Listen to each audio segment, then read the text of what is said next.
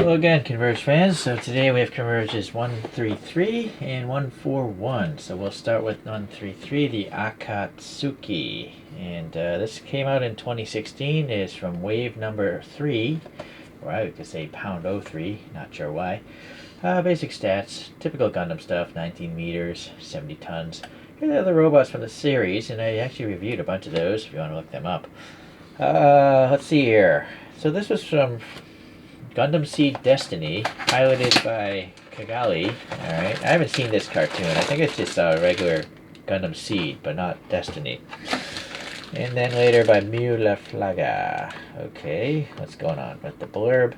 So it came about from the Strike Gundam, and it says here the color of gold is for the orb's ruling class, and basically it's impervious to beam attacks, but still suffers from physical attacks, so it has a shield. There are the images from that website. Alright, so you gotta be really careful, those little antennae pieces or whatever those are. Just waiting to be cut. It is a nice gold. I like gold. Look at that gum. That is really gross. Yeah. Ooh. I wonder if anyone would be dumb enough to chew on that stuff. I guess I would be, but I'm not going to do it. Interesting that these are not protected by cardboard. Oh, I think that's because they're packing with this. That's what kept them from breaking. These are rigid plastic, unfortunately. So it's got a good peg stand there, and it's nice that you can put a label on there, which is what I end up doing after these videos. So we have pretty good detail on the bottom of the feet there, some thrusters it looks like, and then the gold. I like gold. Again. Well, look at this. This is a different gold on the thruster, or I guess you could call that like an orange, maybe, a metallic orange. So, yeah, very neat. And then we have like a, I guess it'd be a black or a really dark gray here. And the arms, they can articulate. The hands, yeah, they can rotate around as well. And then we have that orange or whatnot in the vents there, a little red underneath the head. We have some black, a little vent back there. There's gunmetal in the elbows, and it's got like maybe a beam saber handle already glued onto the waist. Interesting. So that looks pretty good. The head has what look like blue translucent eyes. Blue is kind of a rarer eye color in Gundam, it seems, and that's a nice metallic blue up in that sensor. So we're going to have to peg on some stuff, it looks like. First of which, the central antennae. Ooh, careful, don't drop that and step on it. Oh, that's super loose. I'm going to have to glue that in place later. Boy, that looks great though. Alright, and then we have these side antennae. They have a shape to them. This has a T shape. This one says 2R, so one would assume it's the right side. Alright, and I think it's got a gun or something in there. This is a T shape, so yeah, you can't mess that up. Alright, make sure those are tight. Yeah, that looks pretty cool. And so we have this nice little flight pack. I don't know if it stands on this thing at all during the show. I haven't seen it. It's got white wingtips and then some red thrusters there. Very neat, and some white on the bottom there. And that's a nice deep peg, so... Oh, never mind, I'm holding it upside down. Why is there an L shape there? That's what I'm wondering, and an L shape here. So does this come out? Does this fold over? Those are separate pieces. I don't know if you want to... If those rotate? No, they do rotate. Okay, so that's nice. A little playability there. A little thrown off here. There's a rectangular shape there. There's an L shape here, and an open L shape, and this long peg. Where does it go? I guess just like that. Interesting. But then why is that just shown? I don't know. Maybe they're future-proofing for something else in the future, I guess. I didn't even notice it has an orange like chin there. You can't really see that opening anyways now. Alright, so that's a really cool little flight pack, and I like how they can do that. Alright. So here's the shield, and this is nicely done. I like that it has Orb 81 or something. So I'm going to guess that's the chassis number. I can't remember the box. And you can see right through that hole, which is really cool. And decent enough details on the back side. So obviously it's going to fit on that peg. Oh boy, that's super loose too.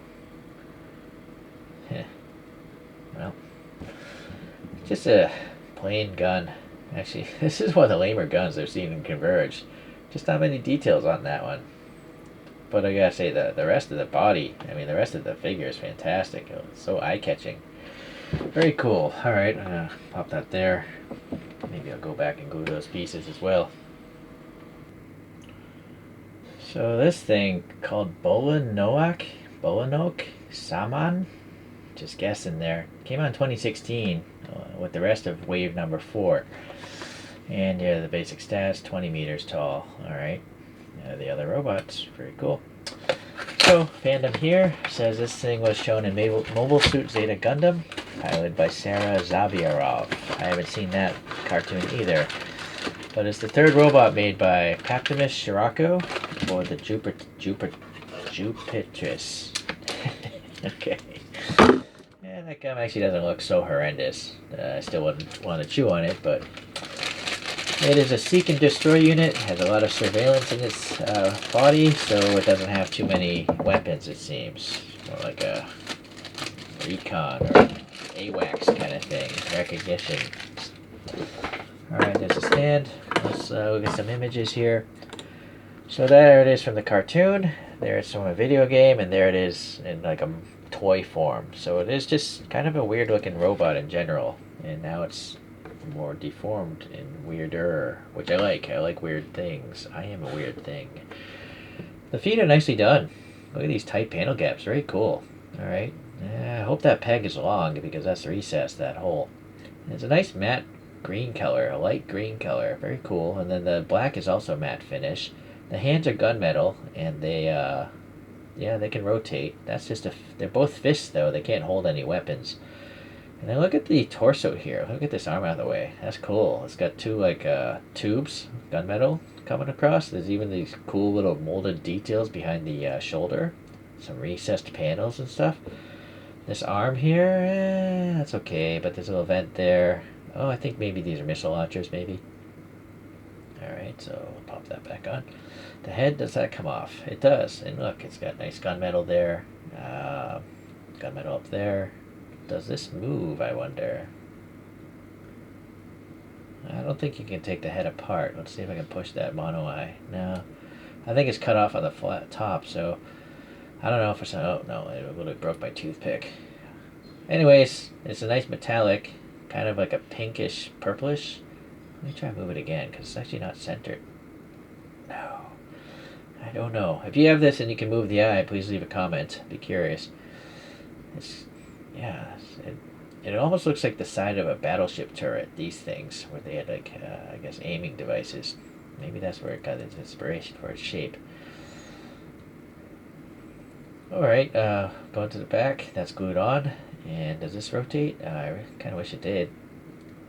Oh, maybe it does. Yeah, I just gotta break the paint loose, so that's nice. You can move those up, get those up out of the way. And now you can see some thrusters. Oh, okay, so you can have them thrusting, so taken away or coming towards you. So that's really nice. Very often this brand, I don't know if it's Bandai, but I think it might be Fusion Works, the guys that design these things. I think they're the people that design these for Bandai. They very often put like square pegs and stuff on round objects and you can't rotate them. But this one, they did the right thing, so you can just pose these where you want, right? Very neat. You could also flip them over, probably.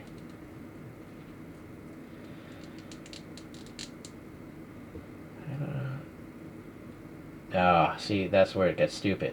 The holes are a different size, so you can't, just play around with stuff. Even though it's not supposed to look that way, it's nice to just see alternatives. I mean, these aren't real things in real life, so why take that option away? I don't know. So nice gunmetal thrusters back there, and then we have some black things here. which probably come out as well. I don't know. Well, there's no reason to rotate those. Some end details. I guess that's it. The head doesn't really spin too much. It's colliding down here. You can actually see the cheeks pinching. What the heck is this? Alright, well, that thing's gonna have to get glued on. Yeah, those are super short. I almost feel like this should have just been molded as one piece. I don't know why they didn't mold it as one piece and just paint it, because they clearly could paint different colors on the same part. Very odd. See, now that fell out because I put the big peg into the small peg. Had they just been the right equal size, it wouldn't be an issue. Where does this go?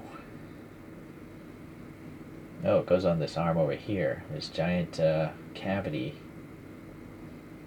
Okay, so that mates up with that peg there. Probably want to do this off the robot. And you probably want to just glue it in place because there's no anywhere else that could be. So we've got a few others to look at. Number 34 is the Strike Gundam. From the SP08 set we have the Destiny Gundam. I think those are all related somehow.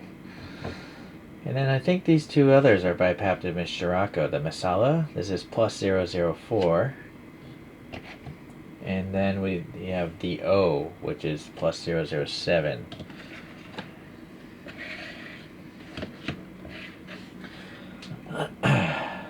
So, correct me if I'm wrong, but I think these three were made by Paptimus Shirako. Or maybe it's the Palace Athene. I can't remember. There's just so many robots and so many different universes in Gundam. But anyways, they're fun to collect. They're very small. They're already painted. Some of the fit, might be a bit of an issue because I guess PVC, maybe it shrinks over time. Some parts might be too tight or too loose, but the little crazy glue or poster putty will fix that, so it doesn't bother me. And so these are great. So I guess I will see you in the next Converge video. Thank you for checking this one out today.